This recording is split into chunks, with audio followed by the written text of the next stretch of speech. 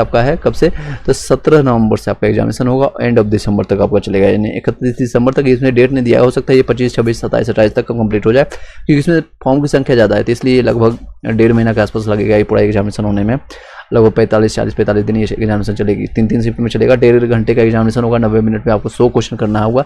और subject priorities इस तरह से आप बांट सकते हैं, जैसे आपका मैं यहाँ पर शॉर्ट में बता देता हूँ।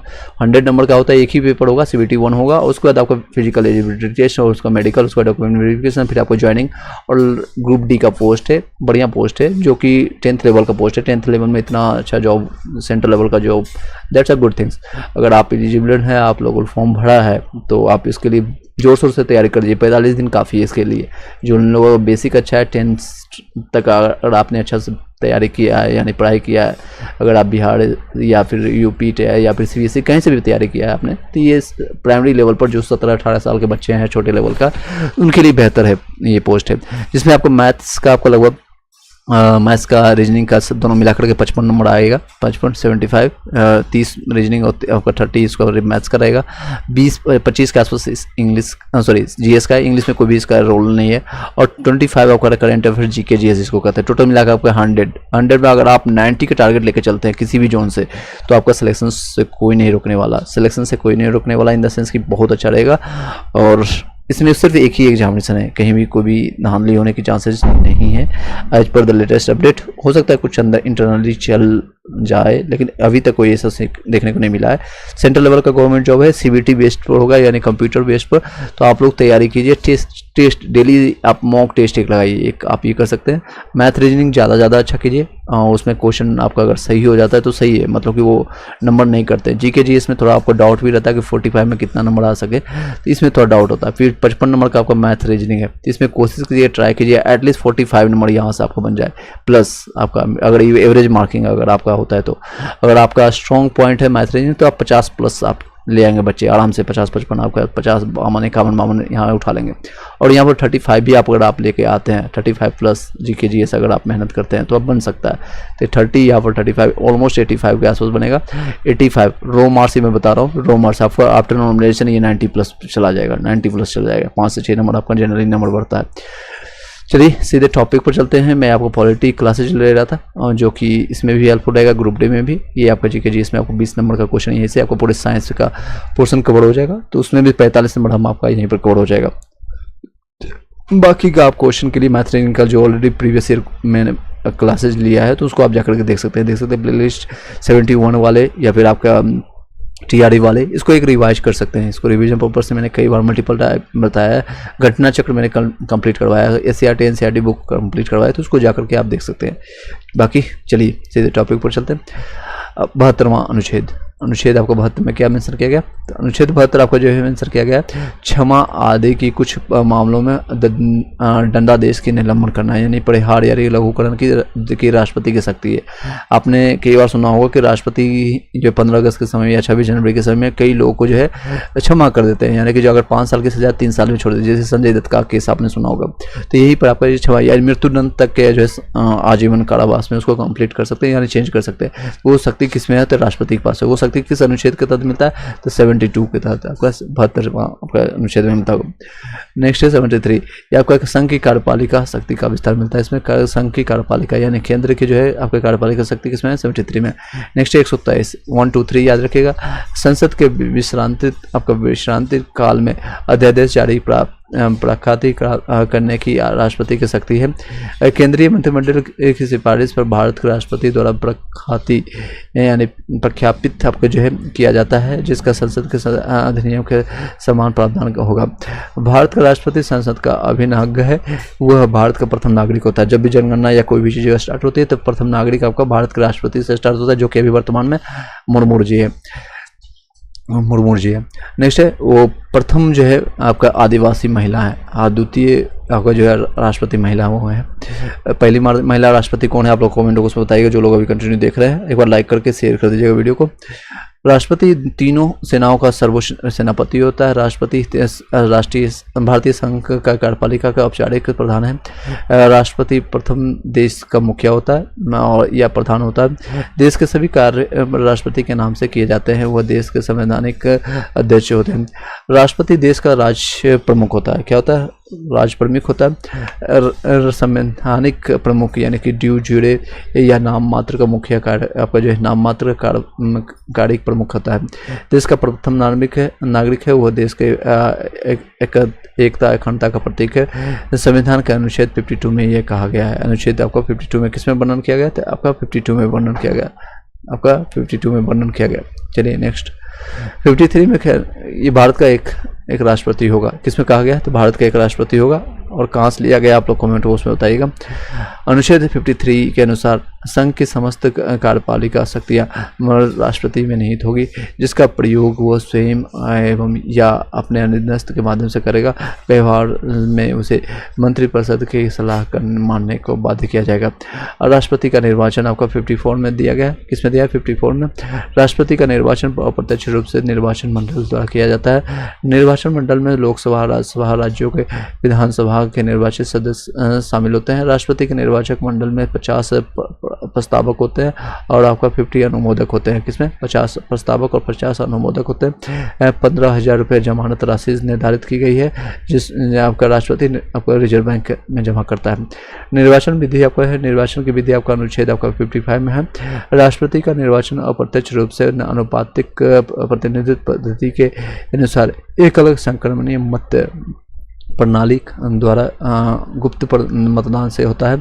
राष्ट्रपति के निर्वाचन में विभिन्न राज्यों का समान प्रतिनिधित्व होना चाहिए तथा संघ और राज्यों के साथ समानता होना चाहिए। इसलिए संसद के सदस्यों के मत मूल्य का योग विधान सभा के सदस्यों के मत मूल्य के योग के बराबर होता है। राज्यों के बीच एकरूपता का प्राप्त करने तथा संघ राज्यों के मध्य संतुलन प्राप्त करने के लिए विधायक संसदों का मत मूल्य निकाला जाता है। विधानसभा के सदस्यों का मत मूल्य जो है आप इस तरह से निकाल सकते हैं। इसका ज़्यादा इंपॉर्टेंट नहीं है किस तरह से, जैसे आपको मान लीजिए कि 1971 में निकाला गया था आपका इतना संख्या और डिवाइड बाई 200 करके। तो 1971 में जो है 1971 राजस्थान में जो संख्या इतनी थी, इसलिए राजस्थान के विधायकों का मत जो है कितना 129 था।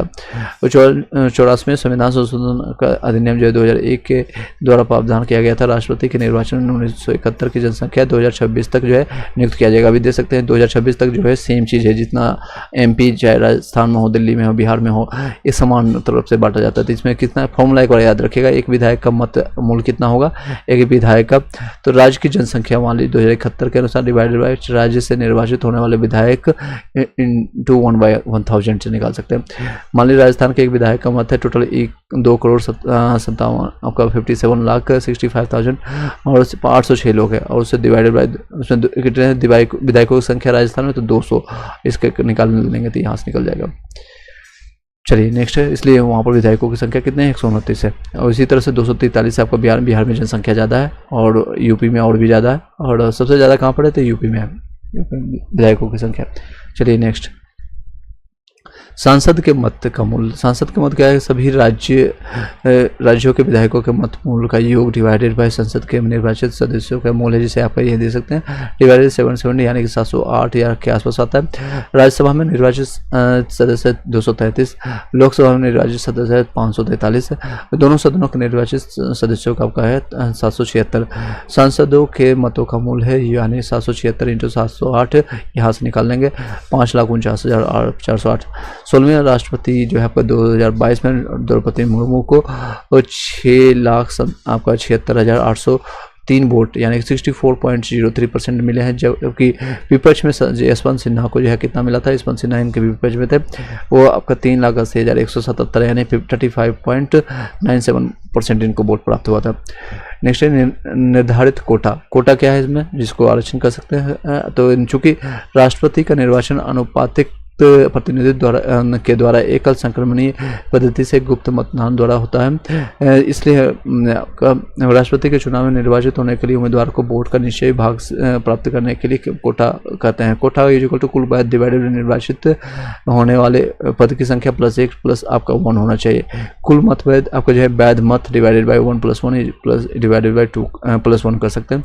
माना कुल वैध आपका जो है वैध मत यानी वैलिड वोट जिसको कहते हैं 100 है, क्योंकि एक व्यक्ति राष्ट्रपति निर्वाचित होने के लिए आपको जो 100 डिवाइड बाय 2 कर देंगे प्लस 1 कर देंगे यानी 51 यानी 50 + 50% से थोड़ा ज़्यादा होना चाहिए बस। चलिए नेक्स्ट है राष्ट्रपति के निर्वाचन संबंधी आपको प्रावधान। राष्ट्रपति और उपराष्ट्रपति के निर्वाचन अधिनियम आपका 52 में वर्णित है, 1992 में वर्णित है। अनुच्छेद 71 के अनुसार राष्ट्रपति उपराष्ट्रपति के निर्वाचन संबंधित विवाद जो है उच्चतम न्यायालय द्वारा हल किया जा सकते हैं, किए जाते हैं। अनुच्छेद आपका जो है कार्यकाल जिसका है 56 में वर्णन है, 56 इंच का सीना कर सकते हैं। 56(1) के तहत के अनुसार 56(1) के आपका जो है अनुसार राष्ट्रपति का कार्यकाल जो है पद ग्रहण करने की तिथि से 5 वर्षों के लिए होता है। पूछा भी जाता है कितने सालों के लिए राष्ट्रपति होते हैं, तो 5 सालों के लिए, परंतु वो अपने पद पर तब तक बना रह सकते हैं जब तक उनका उत्तराधिकारी पद जो है नहीं ग्रहण कर लेता है। वो राष्ट्रपति को संशोधित कर पद से इस्तीफा दे सकते हैं, त्याग पद दे सकते हैं। पुनर्विचार आपका 57 में कोई व्यक्ति जितनी बार चाहे पूरे देश का राष्ट्रपति निर्वाचित हो सकता है। संविधान इस मामले में मौन या चुप है। निर्वाचन योग्यता आपको 58 में दिया गया है आपका अनुच्छेद में। इसके लिए आपका वो भारत का नागरिक हो, इसमें 35 साल कम से कम एज होना चाहिए। प्रधानमंत्री के लिए 25 साल होना चाहिए। केंद्र सरकार या किसी राज्य सरकार के अधीन लाभ पर आपका कार्यरत ना हो, यानी कोई भी गवर्नमेंट उनको नहीं मिल रहा बेनिफिट। वो लोकसभा के सदस्य होने का योग्यता रखता हो, वो दिवालिया या पागल ना होना चाहिए। बस ये 5 योग्यता है। कोई भी डिग्री नहीं मांगा जा रहा है, 10th 12th आपको बस ये सारी चीजें। वेतन और भत्ते हैं। मिनिमम आपका जो है इसका वेतन 5 लाख रुपए प्रति मासिक है। राष्ट्रपति के वेतन एवं भत्ते भारत के संचित निधि से दिए जाते हैं। वे वेतन आयकर से मुक्त होता है, यानी कोई भी इस पर टैक्स नहीं लगता। अवकाश ग्रहण के बाद है राष्ट्रपति को 1.5 लाख रुपए प्रति महीने पेंशन मिलता है, यानी उनको वो अवकाश भी ले लेते हैं, छुट्टी लेने के बाद भी उनको 1.5 लाख रुपए मिलता है, सोच सकते हैं। शपथ राष्ट्रपति उच्चतम न्यायालय के मुख्य न्यायाधीश द्वारा या उनकी उपस्थिति में वरिष्ठ न्यायाधीश जो है आपका जो है, यानी जो सीनियर जज है द्वारा जो है संविधान के संरक्षण और प्रतिरक्षण या आपका परिचालन की शपथ दिलाई जाती है। वो भारत की जनता की सेवा और कल्याण में निरंतर रहते हैं और श्रद्धापूर्वक राष्ट्रपति पद का पालन करने का शपथ लेता है, जो कि अनुच्छेद 60 में बंसना है। शपथ आपका 60 में। वेतन पहले बता दिया, उसके बाद आपको शपथ के बारे में चर्चा कर रहा है, वेतन के बाद। चलिए नेक्स्ट है त्यागपत्र। अगर वो रिजाइन देना चाहते हैं, राष्ट्रपति अपना त्यागपत्र उपराष्ट्रपति को संबोधित करके, जिसे अभी रिसेंटली में जगदीश धनखड़ जो उपराष्ट्रपति थे, राष्ट्रपति का नाम द्रौपदी मुर्मू के नाम उन्होंने पत्र लिख करके आपका स्वास्थ्य कारणों के कारण लिख करके उन्होंने रिजाइन दे दिया। और उपराष्ट्रपति इसकी सूचना जो है सबसे पहले लोकसभा अध्यक्ष को देता है। तुरंत अपने जो है सहयोगी जो मित्र जिसको कहते हैं, और ये जो कौन है लोकसभा अध्यक्ष को इन्फॉर्म करना पड़ता है।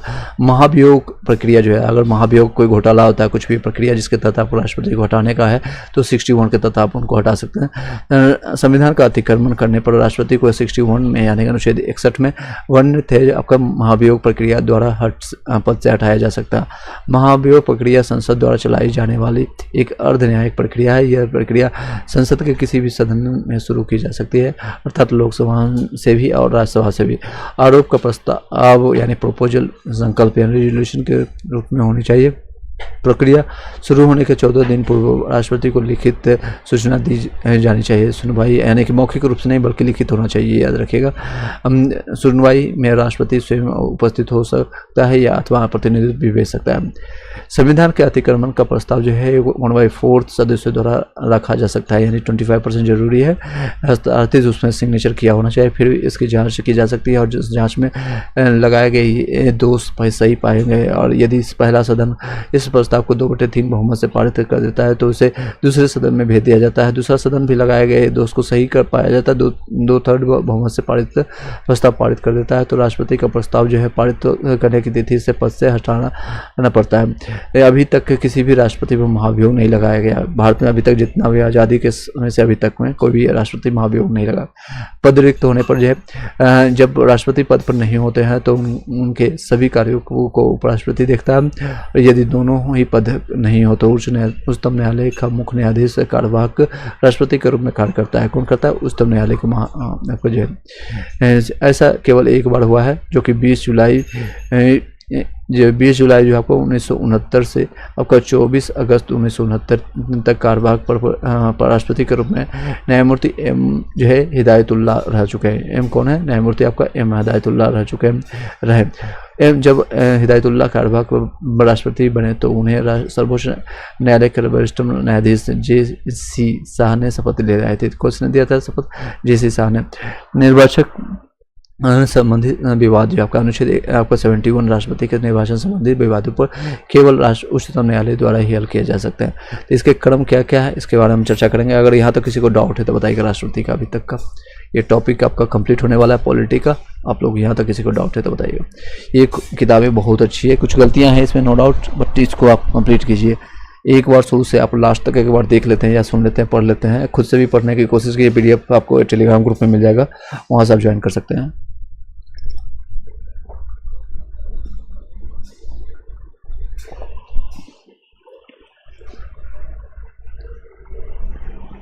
चलिए, यहाँ तक किसी को डाउट है तो बता सकते हैं।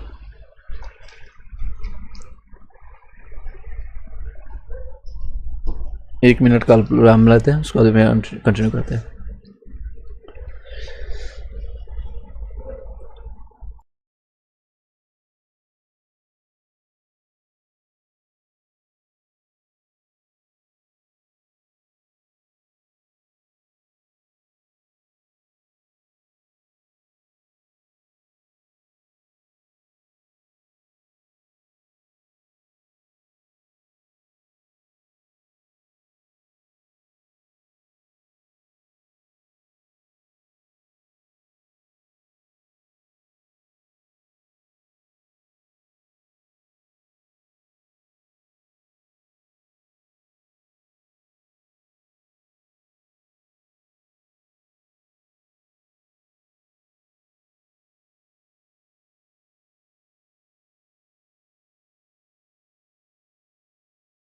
चलिए स्टार्ट करते हैं फिर से। राष्ट्रपति के क्रम अभी तक कौन कौन से क्या रहे हैं इसके बारे में चर्चा करते हैं। डॉक्टर राजेंद्र प्रसाद 1952 में ये पहली बार बने थे। ये बिहार के भड़ुआ जिले यानी सिवान से रहने वाले, बिहार के रहने वाले हैं। तो स्वतंत्र भारत के प्रथम राष्ट्रपति बन चुके हैं। कब के कौन है भारत के राष्ट्रपति प्रथम? तो आपके राजेंद्र प्रसाद जी है। कौन है? राजेंद्र प्रसाद जी। चलिए नेक्स्ट आपका दूसरी बार भी ये डॉक्टर राजेंद्र प्रसाद आपका 1957 में बनते हैं, दूसरी बार राष्ट्रपति बनते हैं। इस बार सर्वाधिक जीत 99% वोट इनको मिलता है, सोच सकते हैं। डॉक्टर सर्वपल्ली राधाकृष्णन 1962 में बनते हैं। ये भारत के प्रथम उपराष्ट्रपति भी रह चुके थे 1962। सर्वपल्ली राधाकृष्णन अभी देखे होंगे रील में आपने खान सर के साथ, उनके पोते जो हैं खान सर के साथ कुछ काम के लिए हो, या फिर 5 सितंबर को आपने देखा होगा। डॉक्टर जाकिर हुसैन 1967 में ये प्रथम मुस्लिम समुदाय के राष्ट्रपति थे। डॉक्टर जो है जाकिर हुसैन ये प्रथम मुस्लिम समुदाय के राष्ट्रपति थे। आपका जाकिर ये पद पर रहते हुए आप जो है मृत्यु वाले प्रथम राष्ट्रपति भी, इनको मृत्यु भी हो जाती है राष्ट्रपति रहते हुए। नेक्स्ट है बीबी गिरी। बीबी गिरी ये भारत के प्रथम आपके कार्यवाहक राष्ट्रपति भी थे। ये कार्यवाहक राष्ट्रपति कौन थे? आपका डॉक्टर सॉरी प्रथम कार्यवाहक आपका जो है राष्ट्रपति कौन थे? तो बीबी गिरी आपको 1969 में, क्योंकि डॉक्टर जाकिर हुसैन की मृत्यु हो जाती है 1969 में। 69 में तो 77 दिनों पर जो है चुनाव जीत करके वो राष्ट्रपति बनते हैं। इन्होंने कांग्रेस प्रत्याशी नीलम संजीव रेड्डी को हराया था। आपका न्यायमूर्ति M हिदायतुल्लाह कार्यवाहक इसके बाद ये रहते हैं। दूसरे कार्यवाहक पर आपका राष्ट्रपति रहते हैं। 20 जुलाई से लेकर के ये कार्यवाहक रहते हैं। ये जज के रूप में कार्य भी कर चुके हैं। 20 जुलाई 1969 से लेकर के 24 अगस्त आपका देख सकते हैं, लगभग 1 महीना कुछ दिनों तक, यानी लगभग 36 दिन ये रहते हैं। बीबी गिरी फिर से आते हैं 69 से लेकर के 74 तक रहते हैं। फिर नेक्स्ट है फखरुद्दीन अली मोहम्मद आपका 1974 में बनते हैं। इनके समय जो राष्ट्रपति आपातकाल लगता है, तो याद रखिएगा किसके समय राष्ट्रपति आपातकाल लगा था? राष्ट्रीय आपातकाल लगा था फखरुद्दीन अली मोहम्मद के समय 1974 को। सबसे कम आपके काल वाले राष्ट्रपति रह चुके थे, सबसे कम इनकी भी पद रहते हुए मृत्यु हुई थी। प्रथम आपका जो है डॉक्टर राजेंद्र प्रसाद के जाकिर हुसैन का हुआ था, दूसरे इनका हुआ था फखरुद्दीन अली मोहम्मद, दोनों मुस्लिम ही थे। एंड नेक्स्ट है N संजीव रेड्डी 1977 से 82 तक रहते हैं। लगभग देख सकते हैं ये आपका 5 साल तक रहते हैं। एकमात्र आपका निर्विरोध चुने गए थे आपका राष्ट्रपति हैं। संजीव रेड्डी जो है N संजीव रेड्डी एक निर्विरोध, यानी कोई इनके विरोध में खड़ा ही नहीं हुआ था, ऐसा इनका कर सकते हैं। नोट करने वाले आपका फखरुद्दीन मोहम्मद की मृत्यु के पश्चात भारत के उपराष्ट्रपति बी.डी. जत्ती के कार्यवाहक आपके राष्ट्रपति बनाया गया था। किसको बनाया गया था? बी.डी. आपको जो है आपको फखरुद्दीन के बाद बी.डी. जत्ती बने थे। ज्ञानी जैल सिंह पंजाब के पूर्व आपका मुख्यमंत्री भी रहे हैं। ऑपरेशन ब्लू स्टार इन्हीं के समय में हुआ था और इंदिरा गांधी की हत्या इन्हीं के कार्यकाल में हुआ था। इन्होंने भारतीय डाकघर संशोधन अधिनियम 1986 पर पॉकेट वीटो का उपयोग किया। यह प्रथम सिख राष्ट्रपति भी थे ज्ञानी जैल सिंह। के अब तक रहे थे तो 1982 से 87। आर वेंकट रमन 1987 से 92 रहता है 87। ये एलपीजी सुधार के समय थे। ये वित्त मंत्री भी थे और जो बाद में राष्ट्रपति बने। इन्होंने 4 बार प्रधानमंत्री जो कि राजीव गांधी 4 प्रधानमंत्री जी के साथ काम किए थे।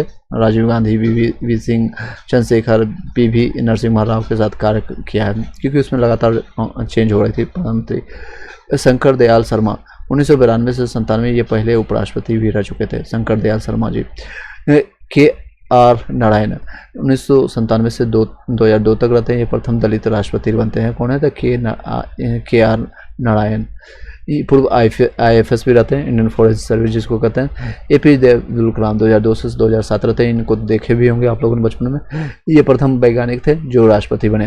राष्ट्रपति बनने से पूर्व भारत रत्न से सम्मानित 1997 में मिला था इनको। इन्होंने विजन आपका 2020 यानी 2020 इन्होंने लिखा था। उनके बुक को आपने पढ़ा होगा।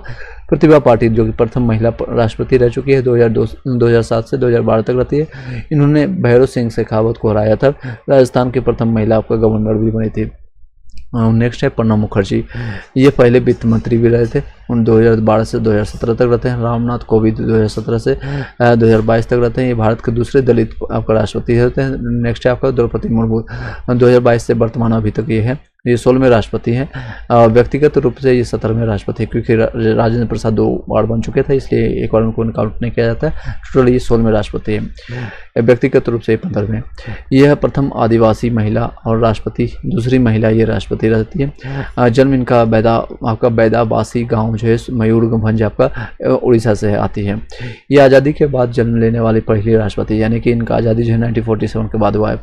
यह सबसे कम उम्र के राष्ट्रपति 64 ईयर्स में मात्र बनी है। पी.वी. गिरी के पश्चात सबसे कम वोट प्राप्त करने वाली ये मिला है। सबसे कम वोट आपका मिला है बीबी गिरी के पश्चात। इन्होंने यशवंत सिन्हा को राष्ट्रपति चुनाव से हराया था। नेक्स्ट राष्ट्रपति की शक्तियाँ क्या क्या है? तो संविधान में राष्ट्रपति की अनेक शक्तियों का उल्लेख है। अध्ययन की सुविधा के दृष्टि से राष्ट्रपति की शक्तियों को निम्नलिखित शीर्षकों में बांटा जा सकता है। एक तो कार्यकारी शक्तियाँ हैं, नेक्स्ट है विधायिका शक्तियाँ। कार्यकारी जो काम करने वाला होगा, विधायिका जो लोगों से संबंधित होगा, तो दोनों बताते हैं। कार्यकारी संविधान के आपका अनुच्छेद 53 के अनुसार संघ के समस्त कार्यकारी शक्तियाँ राष्ट्रपति में नहीं थे। देश के सभी कार्यकारी नियम नियम उपनियम जिसको कहते हैं राष्ट्रपति के नियम से बनाए जाते हैं, लागू किए जाते हैं। राष्ट्रपति प्रधानमंत्री की नियुक्ति करता है। राष्ट्रपति लोकसभा में बहुमत प्राप्त दल के नेता को देश के प्रधानमंत्री नियुक्त करता है तथा प्रधानमंत्री की सलाह पर मंत्री परिषद की नियुक्ति करता है। वो राज्यों में राज्यपाल, विदेश में राजदूतों, उच्चायुक्तों, महानिवादी, नियंत्रक और महालेखक परीक्षक, उच्च न्यायालयों के न्यायाधीशों, मुख्य और वो अन्य निर्वाचक आयुक्तों, संघ लोक सेवा आयोग के सदस्य, अध्यक्ष या सदस्यों या राष्ट्रीय स्तर के सभी आयोगों के अध्यक्ष की नियुक्ति करता है। विधायिका शक्तियाँ राष्ट्रपति संसद का अभिन्न अंग है। या तो राष्ट्रपति को निम्नलिखित वैधानिक आपका शक्तियाँ प्राप्त है, जैसे आपका संविधान का अनुच्छेद 85A 1 और 2 में मेंशन है, यानी 85वां 1 और 2 में के अंतर्गत संसद का सत्र आहूत करना, सत्र आह्वान करना, लोकसभा भंग या विघटन करना और राष्ट्रपति का अधिकार के क्षेत्र में है। राष्ट्रपति संसद का अभिन्न अंग है।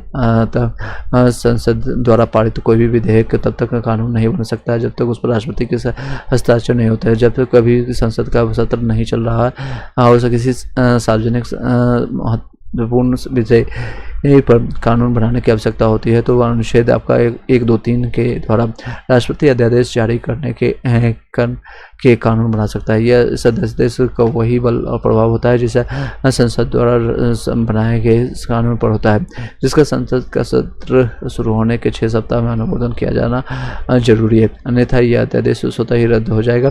किसी भी अध्यादेश का अधिकतम अवधि जो है 6 महीना या 6 सप्ताह हो सकता है। राष्ट्रपति ऐसा अध्यादेश किसी भी समय वापस ले सकता है। जब कभी किसी साधारण विधेयक पर संसद के दोनों सदनों में मतभेद हो जाता है तो अनुच्छेद 108 के अंतर्गत राष्ट्रपति दोनों सदनों की संयुक्त बैठक बुलाता है, जिसकी अध्यक्षता लोकसभा कौन करते हैं? लोकसभा अध्यक्ष करते हैं।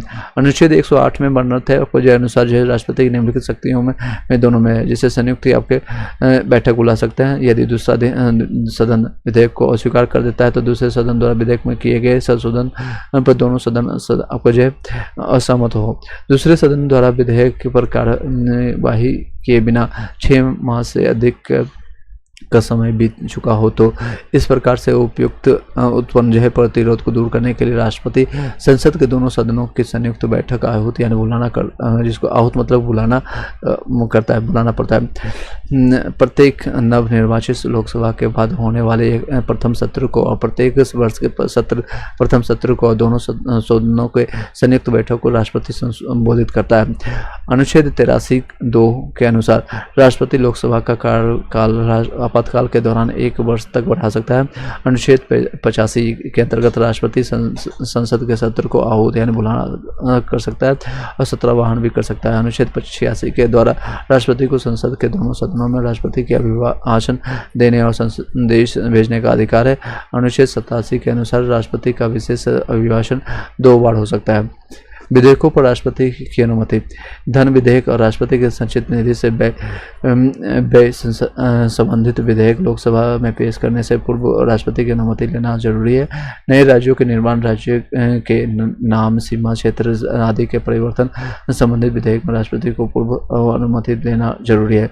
विधेयकों पर राष्ट्रपति की अनुमति। अनुच्छेद 111 जब कोई विधेयक संसद द्वारा पारित करके राष्ट्रपति के पास भेजा जाता है तो राष्ट्रपति उसे स्वीकृति दे सकता है और या अपनी स्वीकृति सुरक्षित रख सकता है या विधेयक को पुनर्विचार के लिए भेज सकता है। तो यही बस इनके पास होता है नाम मात्र की शक्ति होती है जिसको कहते हैं। वो किसी विधेयक पर अपनी अनुमति रोक भी सकता है जिसे वीटो पावर कहते हैं।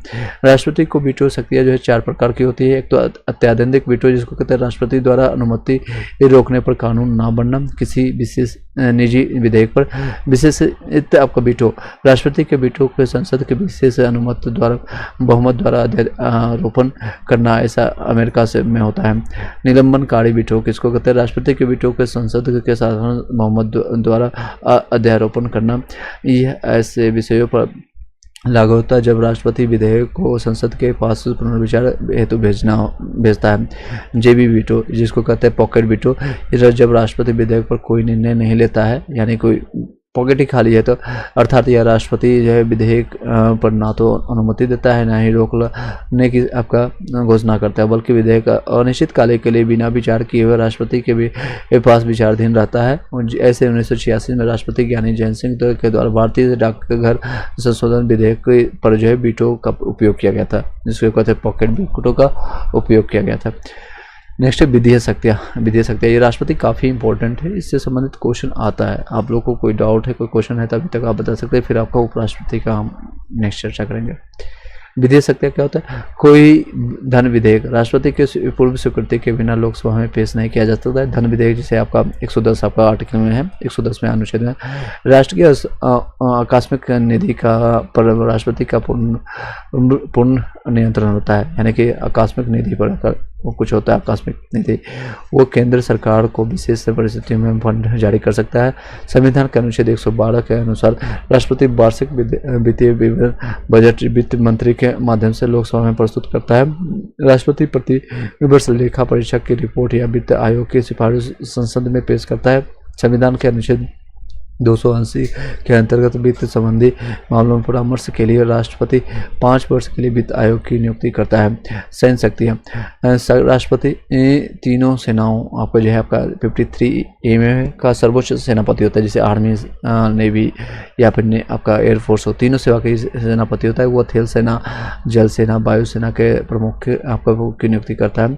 वो युद्ध या इसकी समाप्त की घोषणा करता है, परंतु इस प्रकार की घोषणा संसद की अनुमति के आधार पर ही कर सकता है, यानी है पावर लेकिन अनुमति लेना पड़ेगा। राजनीतिक शक्तियाँ, अंतर्राष्ट्रीय मामलों में राष्ट्रपति देश का प्रतिनिधित्व करता है। विदेशों में राजदूतों उच्चायुक्तों की नियुक्ति राष्ट्रपति करता है, जिसे IFS अधिकारी हो, IAS अधिकारी हो, सभी इन्हीं के साइन पर होता है। विभिन्न देशों के साथ किए जाने वाले समझौते संधियां राष्ट्रपति के नाम से किए जाते हैं। न्यायिक शक्तियाँ या फिर समाधान की शक्तियाँ, भारत का राष्ट्रपति न्यायालयों में दंडित लोगों के दंड को कम करने यानी स्थगित करने, क्षमा करने की न्यायिक शक्तियाँ रखता है। राष्ट्रपति अपनी न्यायिक शक्तियों का प्रयोग जो है गृह सचिव की सलाह पर करता है, यानी कि होम मिनिस्टर जिसे अमित शाह के सलाह पर करेंगे। राष्ट्रपति किसी भी गृह मंत्री नहीं है, गृह सचिव है यहाँ पर, तो गृह सचिव की हेल्प से करेंगे या होम सेक्रेटरी जिसको कहते हैं।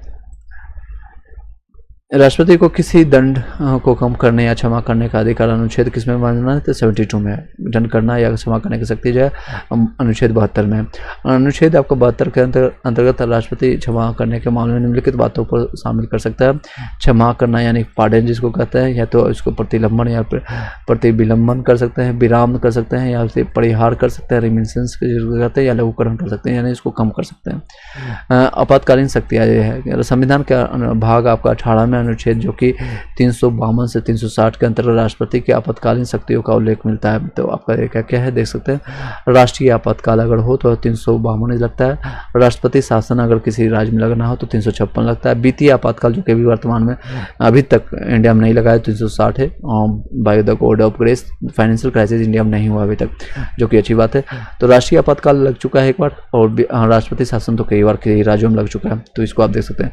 राष्ट्रीय आपातकालीन जो कि 352 में होता है, यह देश के किसी दूसरे राज्यों से युद्ध, बाहरी आक्रमण का खतरा हो, तो सशस्त्र विद्रोह को स्थिति उत्पन्न हो जाए तो सारे देश में या उसके किसी भी भूभाग या पर जो है अनुच्छेद 352 के अंतर्गत राष्ट्रपति केंद्रीय मंत्रिमंडल की लिखित अनुशंसा के आधार पर राष्ट्रीय आपातकाल की घोषणा कर सकता है, जिसका संसद द्वारा 1 माह में 2/3 बहुमत से अनुमोदन किया जाना जरूरी है। प्रारंभ में यह 6 माह के लिए लगाया जा सकता है, इसे अनंत काल तक बढ़ाया जा सकता है, यानी 6 महीना हो सकता है, इसको 2 बार 3 बार 4 बार अनंत काल तक इसको लगाया जा सकता है। ये क्वेश्चन आ चुका है, कितने बार लगा सकते हैं? अनंत काल तक, इसे अनंत काल तक बढ़ाया जा सकता है, या किसी दूसरी घोषणा पर राष्ट्रपति इसे वापस भी ले सकता है या हटा सकता है। अब तक देश में जो है 3 बार 1962 में जो चीन के युद्ध हुआ था, 1971 में और 1975 में राष्ट्रीय आपातकाल लगाया जा चुका है। कितने बार लग चुका है राष्ट्रीय आपातकाल? तो 3 बार लग चुका है, जो कि 352 में अनुच्छेद में वर्णन है। संपूर्ण भारत में संविधान में मंत्रिमंडल शब्द का एकमात्र अनुच्छेद आपका 352 में उल्लेख है। 44वें संविधान संशोधन द्वारा जोड़ा गया था इसमें को, 44वां संविधान संशोधन के कॉन्स्टिट्यूशन अमेंडमेंट याद रखिएगा, इंग्लिश मीडियम वाले ध्यान से सुनिए। प्रथम बार जो यूज हुआ था 26 अक्टूबर 1962 में। भारत चीन युद्ध के समय जो है नेहरू के शासनकाल के में आपको राष्ट्रपति राधा कृष्णन के द्वारा लगाया था, क्योंकि राष्ट्रपति कौन थे? एस राधा कृष्णन, जिनके नाम पर हम रिसेंटली आपका 5 सितंबर को मनाया है। क्या मनाया है? तो आपका क्या मनाया बताइए लोगों कमेंट बॉक्स में। शिक्षक दिवस के रूप में, क्योंकि वो शिक्षक थे। दूसरी बार जो है आपका 3 दिसंबर 1971 को भारत पाक युद्ध के समय इंदिरा गांधी के काल में आपका वीवी गिरी द्वारा घोषित किया गया था, आपका इंडिया पाकिस्तान के समय। तीसरी बार आपका 25 जून 1975 को, इसलिए 25 जून को आपको जो है मनाया भी जाता है। कुछ आप लोग कमेंट बॉक्स में क्या बनाते हैं। आंतरिक अशांति के आधार पर जो है इंदिरा गांधी के द्वारा लागू किया, जिसकी आपको घोषणा फखरुद्दीन अली अहमद ने किया था। फखरुद्दीन अली अहमद ने किया था। राज्यों में राष्ट्रपति शासन संवैधानिक तंत्र की विफलता जो है आपका किसमें है? तो 356 में है। संविधान के अनुच्छेद 356 के अनुसार यदि किसी राज्य का शासन संविधान के अनुसार नहीं चल रहा होता तो उस राज्य में राज्यपाल की सिफारिश पर आपका किसके सिफारिश पर? तो राज्यपाल यानी गवर्नर की सिफारिश पर जो है, या अन्यथा राष्ट्रपति को यह समाधान हो जाए कि किसी राज्य में संवैधानिक तंत्र विफल, जैसे मणिपुर में आप रिसेंटली सुना होंगे। राष्ट्रपति अनुच्छेद 356 के अंतर्गत उस राज्य में राष्ट्रपति शासन की घोषणा कर सकता है। इस घोषणा का संसद द्वारा 2 माह में साधारण बहुमत से अनुमोदन किया जाना चाहिए। इस जब संसद के दोनों सदनों द्वारा अनुमोदन कर दिया जाता है तो प्रारंभ में यह 6 माह के लिए लागू किया जाता है। पुनः संसद की अनुमति में इसे 6 माह के लिए बढ़ाया जा सकता है। यह अधिकतम जो है 3 वर्ष से अधिक समय तक लागू करने के लिए संविधान में संशोधन करना आवश्यक है। अधिकतम जो है 3 वर्ष के लिए लागू किया जा सकता है। यानी राज्य में कितने समय तक लगा सकते हैं? 3 साल के लिए। और आपका केंद्र में अगर हो तो अनलिमिटेड समय के लिए, अनलिमिटेड समय तक लगा सकते हैं। चलिए, 3 वर्ष से अधिक समय तक आपका लागू न करने के लिए संविधान में संशोधन करने की आवश्यकता पड़ती है। अधिकतम जो है 3 वर्ष के लिए लागू रह सकता है। अनुच्छेद 365 के अनुसार यदि कोई राज्य सरकार संघ द्वारा किए गए निर्देशों की अनुपालन नहीं कर पा रहा है तो उसको प्रभावी बनाने में राज्य असफल रहता है तो राष्ट्रपति यह मान सकता है कि राज्य में राष्ट्रपति शासन लगाया जा सकता है। भारत में सबसे पहले पंजाब में, यानी जिसको पेप्सू कहते थे, उसमें यानी पेप्सू हुआ करता था, उसमें हरियाणा पंजाब का भाग हुआ था पेप्सू। 1951 में राष्ट्रपति शासन लगाया गया और सबसे अधिक समय जो लंबे समय तक जो है 5 वर्ष पंजाब में लागू रहा है। सबसे अधिक बार जो है 10 बार मणिपुर में, जो कि अभी वर्तमान में मैंने एग्जांपल भी दिया था मणिपुर में। अब वित्तीय आपातकाल जो कि 360 में यदि देश की आर्थिक स्थिति कमजोर हो जाती है, देश की साख को खतरा उत्पन्न हो जाता है, यानी कि जिस तरह से अभी रिसेंटली आपने न्यूज में सुना होगा कि श्रीलंका के साथ हुआ था, उनकी फाइनेंशियल क्राइसिस हो चुकी थी, साख खत्म हो गया था। सो कई लोग कह रहे थे कि अभी ये श्रीलंका खत्म हो जाएगी, अमेरिका खरीद लेगा, चाइना खरीद लेगा, इस तरह के न्यूज़ सुने होंगे आपने। तो ये इस तरह की स्थिति अभी तक इंडिया में नहीं बनी है। तो ये तो अनुच्छेद जो है आपका 360 के अंतर्गत, 360 के अंतर्गत राष्ट्रपति द्वारा वित्तीय आपातकाल की घोषणा संपूर्ण देश या उसके किसी भूभाग पर की जा सकती है। ये घोषणा का 2 में संसद द्वारा साधारण बहुमत अनुमोदन होना चाहिए। अनुमोदन होने संसद के साधारण बहुमत से स्वीकृति पर वित्तीय आपातकाल यानी अनिश्चित काल के लिए तक लागू रहेगा, जब तक उसे वापस ले नहीं आ जाता है। वित्तीय आपातकाल अभी तक नहीं लागू हुआ है। राष्ट्रपति की न्यायिक शक्तियां की शब्दावली क्या क्या है?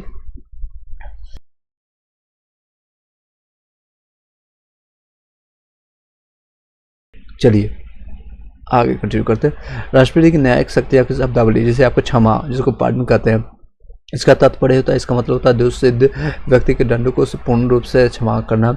ऐसी स्थिति में उसे कोई अपराध ही ना किया हो, यह राष्ट्रपति के सक्षम पर एक अनुग्रह करता है। उसको एप्लीकेशन कर देना होता है। प्रतिलंबन, जिसको प्रतिलंबन क्या होता है? इसके द्वारा जो है दंडादेश का अस्थायी रूप से निलंबन किया जाता है। इस उद्देश्य जो होता है दोषी व्यक्ति को क्षमा दान या दंडादेश के रूप में परिवर्तन हेतु याचना के लिए समय देना होता है। समय देना, विराम यानी कि विशेष कारणों से न्यून दंडादेश जारी करना। परिहार यानी दंड की प्रकृति में परिवर्तन किए बिना दंड की मात्रा को कम करना, जिसे 2 वर्ष की कठोर कारावास की जगह 1 माह आपका 6 महीना कर देना, यानी कि 6 महीना कम कर देना। लघुकरण यानी कम्युनिकेशन, दंड की प्रकृति में परिवर्तन करते हुए उसे कम करना, जैसे 2 वर्ष की कठोर कारावास को 1 वर्ष आपका साधारण कारावास, कठोर कारावास करना एक साधारण कर दिया, मतलब कि आम जनता। नेक्स्ट है उपराष्ट्रपति के बारे में चर्चा करेंगे नेक्स्ट वीडियो में। इस वीडियो को वाइंड अप करते हैं। Thank you so much, have a nice day. आप लोग जितने भी लोग हैं फर्स्ट टाइम जुड़े हैं यूट्यूब लाइव ग्रोइंग इंडिया को, आप सब्सक्राइब करके बेल घंटी दबा लीजिए, ताकि जब भी जिस समय हम रिकॉर्डेड फॉर्मेट हो या फिर लाइव आकर के बताएं या क्लासेज आपको प्रोवाइड करें, क्योंकि मेरा मकसद होता है ज़्यादा हम कंटेंट आपको प्रोवाइड करें रेदर दिन आपको कि ज़्यादा वीडियो हम आकर के एडवर्टाइजिंग करें, ये अपडेट आ गया, ये एडमिट कार्ड आ गया या ये इन्फॉर्मेशन आ गई, वो ऑलरेडी आप लोग देखते होंगे अन्य चैनलों पर, तो वो आप वहाँ से देखते रहिए। कंटेंट के लिए आप यहाँ पर जुड़ सकते हैं। कंटेंट के लिए जो आपका मेन मकसद होता है मेरा कि सिलेक्शंस आपका हो सके, सिलेक्शन के लिए आपका ये चैनल इंपॉर्टेंट रहेगा, जो कि शुरू से लास्ट तक मेरे पास खुद उतना समय नहीं मिलता।